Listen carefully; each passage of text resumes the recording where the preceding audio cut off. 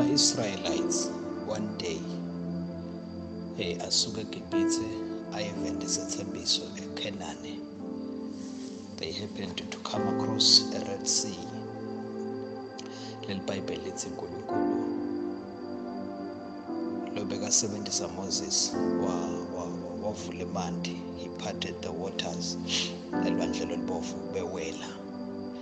Then sebewele, chapter number 15 verse number 1 and 2, that's the book of Exodus.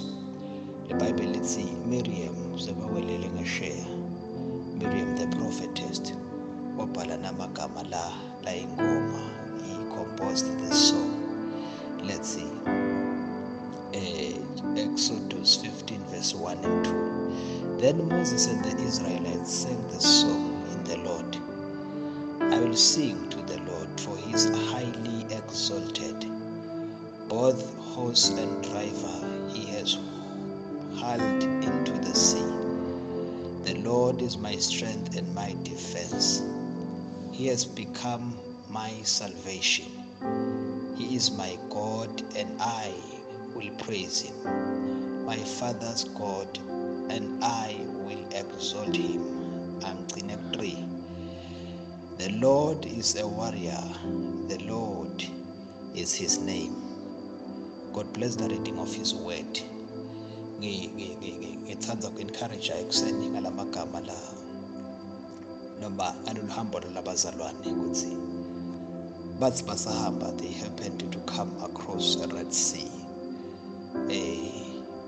Ku-Red Sea bebangaliboni lethemba because ngaka-left kwakuletha indzaba, ngaka-right kuletha indzaba.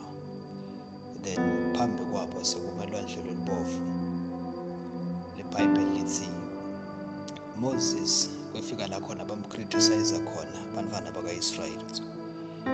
Ndoda, why usithathe eGibhithe ukuthi usivumela ukuthi sife kule ndzawo?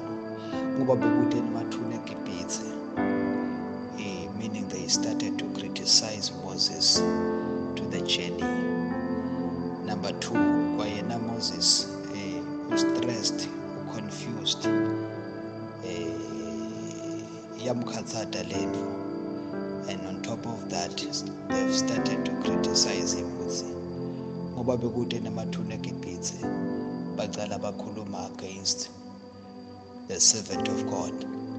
Now, the Bible lithi uthi uNkulunkulu kuthi Moses, lamaGibhithe lenwabonako lamhla sewuphindze nwabone, ubatshela ngekusinziswa kusimakazi, abengakhuluma ingcondvo yakhe, abengakhuluma indlela ayicabangile, but wavula tindlebe takhe, weva ukuthi uthini uNkulunkulu kulesimo. Then God spoke to him, wakhuluma naye directly. Wasuthatha nakulokho kukhulunywe uNkulunkulu, wakubikela abantu, watshela abantu ukuthi inkosi yenkathimolo ithi lamaGibhithe leniwabonako anisiwuphindze niwabone. So I'm seeing a strange character, a character lehlukile, the character of Moses. Ngibona inhlitiyo yaMose ku-criticism, ngibona inhlitiyo yaMose ku-confusion, kuko konke ku-confused, ku-criticiziwe, but he never missed. Akafunanga ukuthi alahlekelwe iphimbo laNkulunkulu. So sikhathi lesiningi nasifika across itimo letifana taMoses, where we are confused, where we are criticized, we make a mistake yekulahlekelwa iphimbo laNkulunkulu ukuthi utheni uNkulunkulu kulesimo, ungethembiseni uNkulunkulu evini lakhe. Am I supposed to die in the situation noma ngendlula? Liyasilahlekela liphimbo la Jehova. But we see a man lamuhla kuseni liyabamba ukuthi uthetheni uNkulunkulu. Number 1, yafuna kuva uNkulunkulu, yayeka kuva criticism, yafuna kuva uNkulunkulu more than confusion, yafuna kuva uNkulunkulu, yafuna ukuthi indlebe yayo ivulele kuNkulunkulu. Number 2, yakukholwa lokhu uNkulunkulu lakukhulumile egameni likaJesu. I don't know what is your Red Sea. angathi kuyini lephambi kwakho, but I declare one day we'll sing the song of Miriam the prophetess ukuthi ihashi nemgibeli walo ukuphonso lwandle wena Jehova uyawuhlabelela kuJehova one day ngesimo lo sokwendlule kuso. Ngichazwa verse number 3 ukuthi the Lord is a warrior, uNkulunkulu lichawe, and the Lord is the warrior, the Lord is his name. I just want to encourage you, I just want to give you more strength. It doesn't matter where you are going through, but the God of Moses is with you. And you also need the heart that was in Moses nakafika across the Red Sea, the heart lefuna ukuthi kuva ukuthi uthini uNkulunkulu.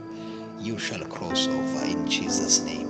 Let us pray. Father, in the name of Jesus Christ of Nazareth, this is your servant, Lord. Bless ngikhulula sibusiso sakho uNkulunkulu lusaqala lusuku moya Nkosi yenkazimulo kusayiwe 17 kusayiwe ukuyokhonda ngegama lika Jesu Kristu lophilako.